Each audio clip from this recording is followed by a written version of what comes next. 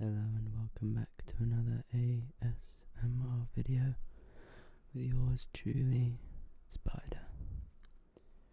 Once again I apologise, we're doing another reading. This week's going to be a bit busy,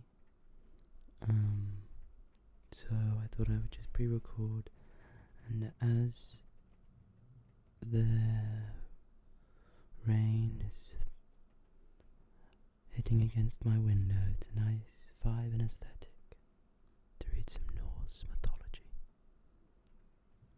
I'm going to be reading the book by the famous writer Neil Gaiman.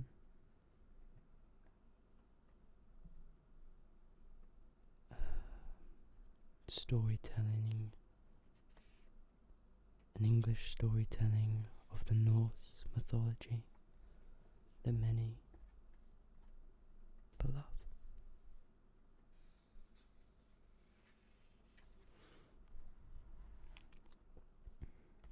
I will try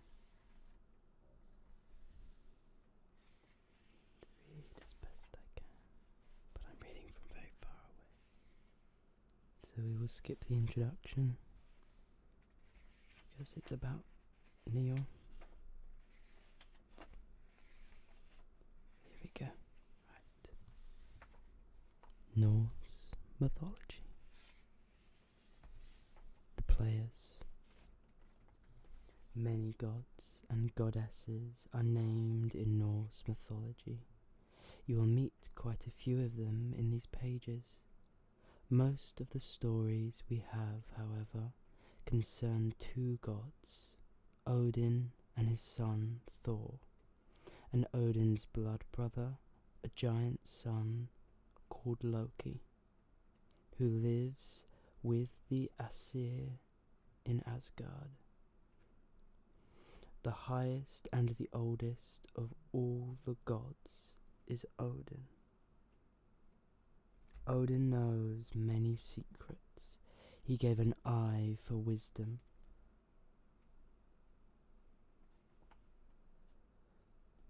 More than that, for knowledge of runes and for power, he sacrificed himself to himself.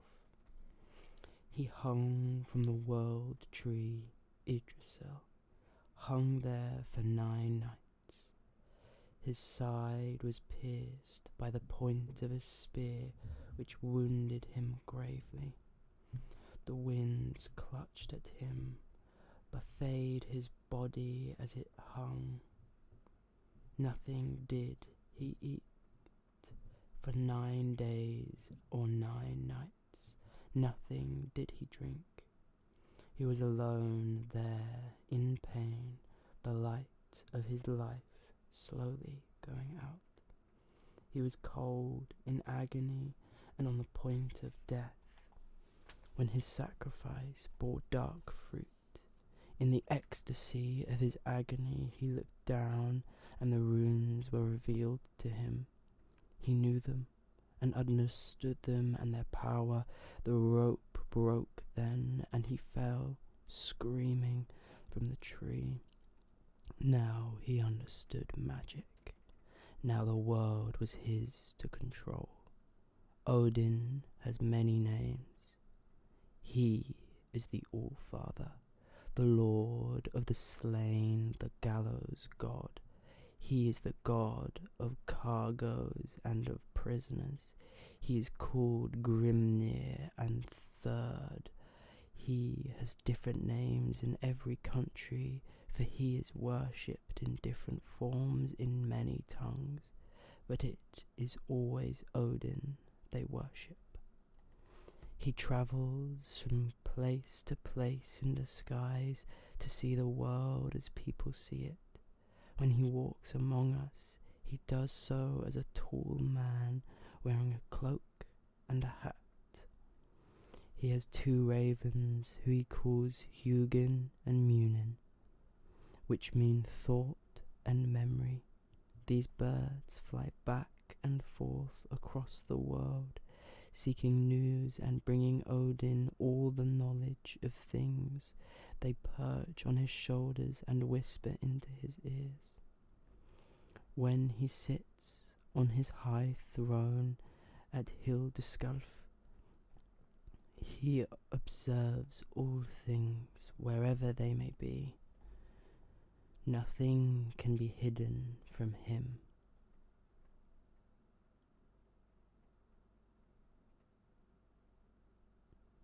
He brought war into the world. Battles are begun by throwing a spear at the hostile army, dedicating the battle and its deaths to Odin. If you survive in battle, it is with Odin's grace, and if you fall, it is because he has betrayed you. If you fall bravely in war, the Valkyries, beautiful battle maidens who collect the souls of the noble dead, will take you and bring you to the hall known as Valhalla. He will be waiting for you in Valhalla, and there you will drink and fight and feast and battle with Odin as your leader. Thor. Thor, Odin's son, is the thunderer. He is the straightforward, where his father Odin is cunning, good-natured, where his father is devious. Huge he is, and red-headed, and strong, by far the strongest of all the gods. His might is increased by his belt of strengths, Meginjord. When he wears it, his strength is doubled. Thor's weapon, Mjolnir, a remarkable hammer forged for him by dwarves. Its story you will learn. Trolls and frost giants and mountain giants all tremble when they see Mjolnir, for it has killed so many of their brothers and friends. Thor wears iron gloves, which help him to grip the hammer's shaft. Thor's mother was Jord, the earth goddess. Thor's sons are Modi, the angry, and Magni, the strong. Thor's daughter is Thrud, the powerful. His wife is Sif, of the golden hair. She had a son, Ullur, before she married Thor, and Thor is Ullur's stepfather. Ullur is a god who hunts with bow and with arrows, and he is the god of skis. Thor is the defender of Asgard and of Midgard. There are many stories about Thor and his adventures. You will encounter some of them here. Loki. Loki is very handsome. He is plausible, convincing, likeable, and far and away the most wily, subtle, and shrewd of all the inhabitants of Asgard. It is a pity, then, that there is so much darkness inside him, so much anger, so much envy, so much lust. Loki is the son of Laufey, who is also known as Nal or Needle, because she was slim and beautiful and sharp. His father was said to be Farbauti, a giant. His name means he who strikes dangerous blows, and Farbauti was as dangerous as his name. Loki walks in the sky with shoes that fly, and he can transform his shape so he looks like other people, or change into animal forms, but his real weapon is his mind. He is more cunning, subtler, trickier than any god or giant. Not even Odin is as cunning as Loki. Loki is Odin's blood brother. The other gods do not know when Loki came to Asgard or how. He is Thor's friend and Thor's betrayer. He is tolerated by the gods, perhaps because his stratagems and plans save them as often as they get them in trouble. Loki makes the world more interesting but less safe. He is the father of monsters, the author of woes, the sly god. Loki drinks too much, and he cannot guard his words or his thoughts or his deeds when he drinks. Loki and his children will be there for Ragnarok, the end of everything, and it will not be on the side of the gods of Asgard that they will fight.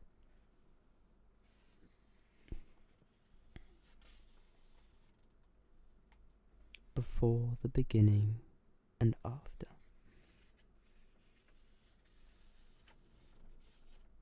Before the beginning there was nothing, no earth, no heavens, no stars, no sky, only the mist world, formless and shapeless, and the fire world, always burning.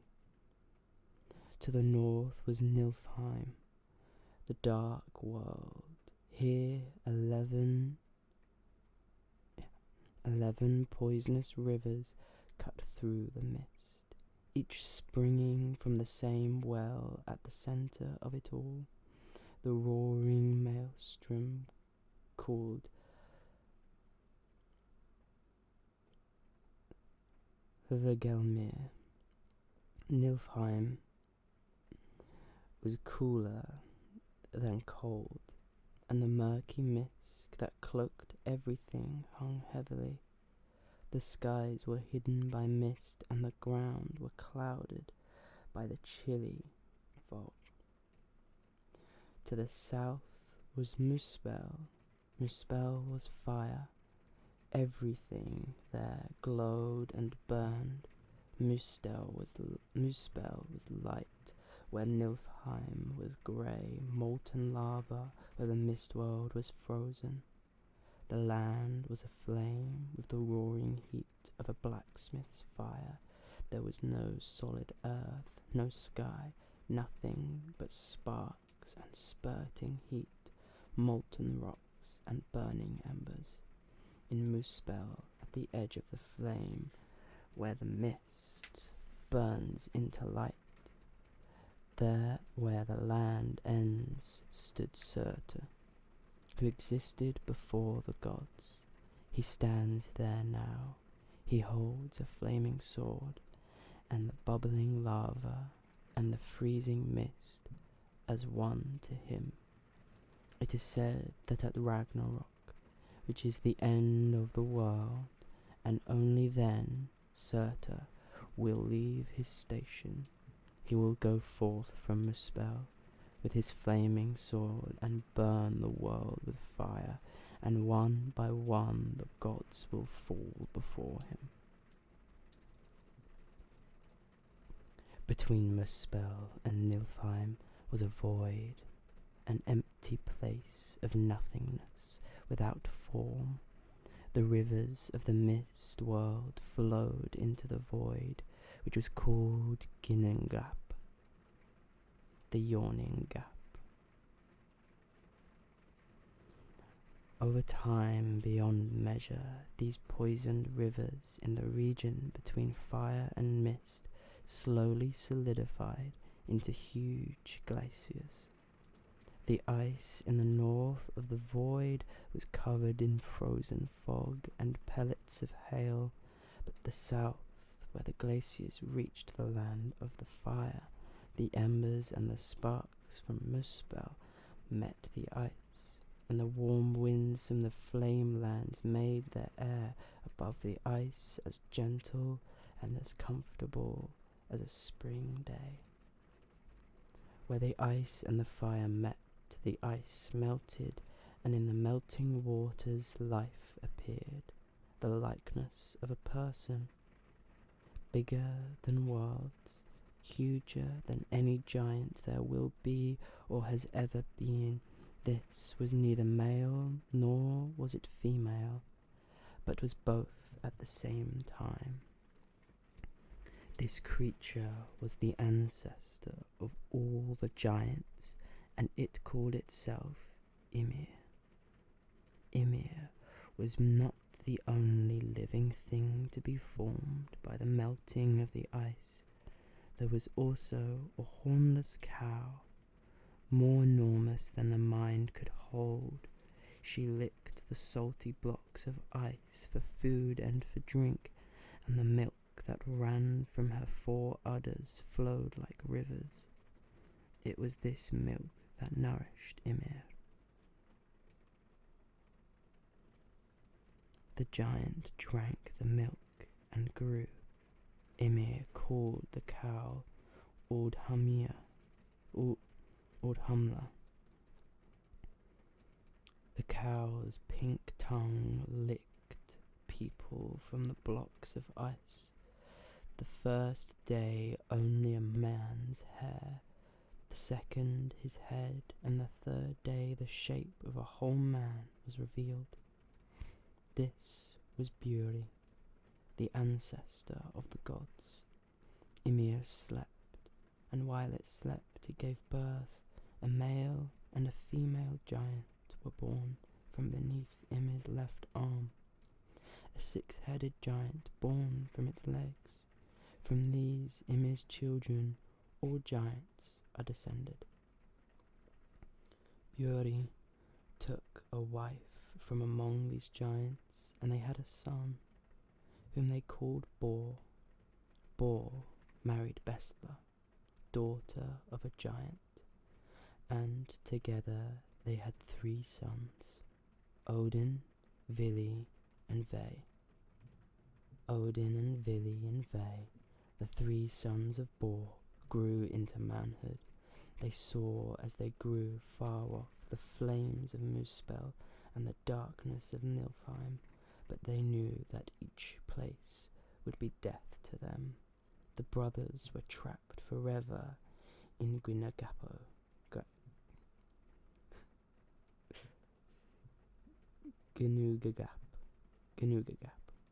the vast gap between the fire and the mist.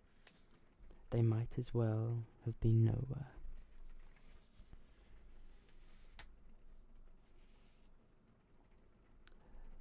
There was no sea and no sands, no grass nor rocks, no soil, no trees, no sky, no stars. There was no world, no heaven, no earth at the time. The gap was nowhere, only an empty place waiting to be filled with life and with existence. It was time for the creation of everything. Ve and Vili and Odin looked at each other and spoke of what was needful to do there in the void of Gnugagap. They spoke of the universe and of life and of the future. Odin and Vili and Ve killed the giant Ymir. It had to be done. There was no other way to make the world. This was the beginning of all things, the death that made all life possible. They stabbed the great giant. Blood gushed out from Ymir's corpse in unimaginable quantities.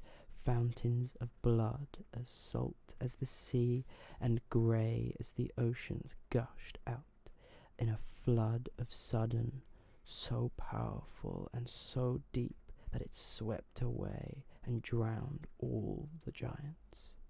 Only one giant, Bergelmir, Ymir's grandson, and his wife survived by clambering onto a wooden box which bore them like a boat.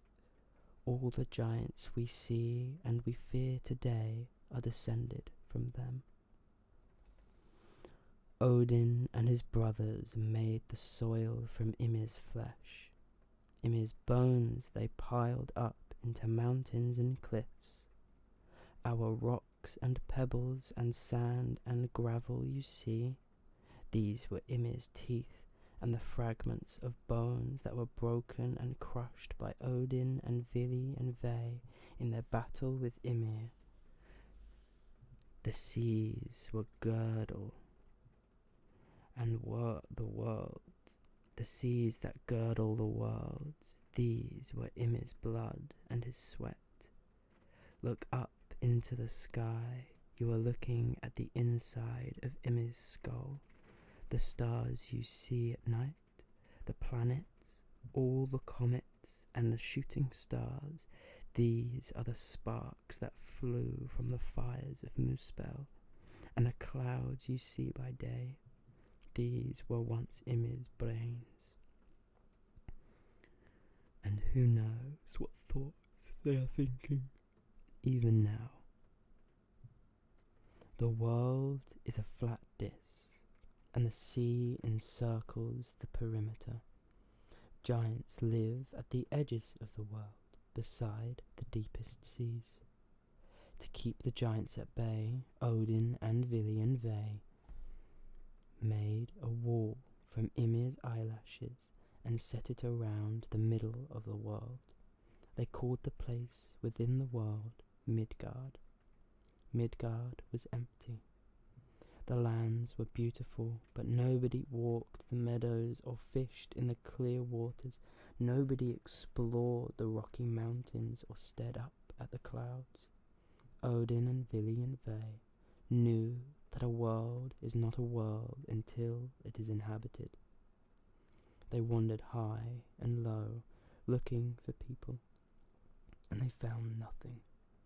At last, on the rocky shingle at the edge of the sea, they found 2 logs, sea-tossed, that had floated there from the tides and been cast ashore. The first log was a log of ash wood. The ash tree is resilient and handsome, and its roots go deep. Its wood carves well and will not split or crack. Ash wood makes a good tool handle or the shaft of a spear. The second log they found beside the first on the beach, so close to the first log they were almost touching, was a log of elm wood.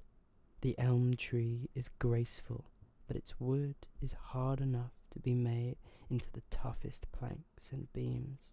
You can build a fine home or a hall from elm wood. The gods took the 2 logs. They set the logs so they were upright on the sand, the height of people. Odin held them, and one by one he breathed life into them. No longer were they dead logs on the beach, now they were alive. Vili gave them will, he gave them intelligence and drive, now they could move, and they could want.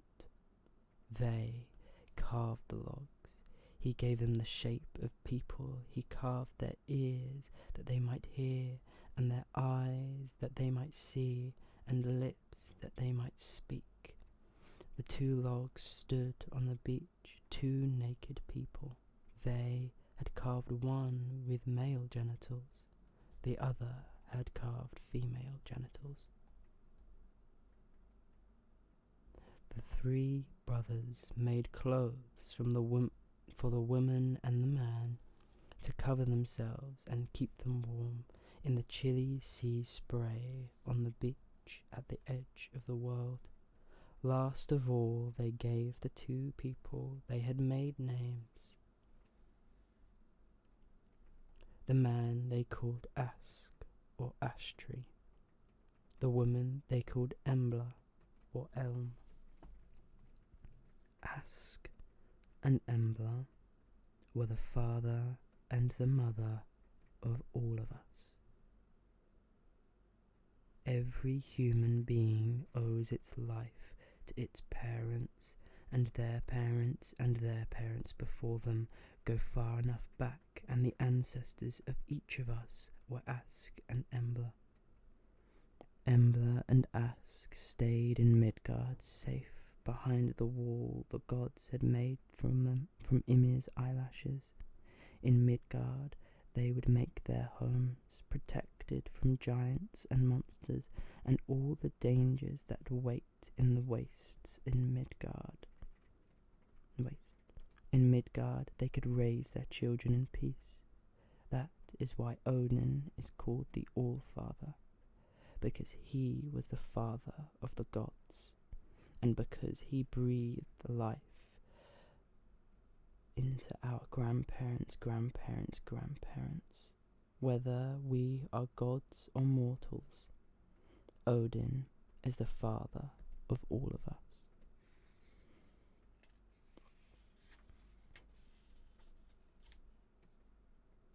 Yggdrasil and the 9 worlds. We will leave that story for next time.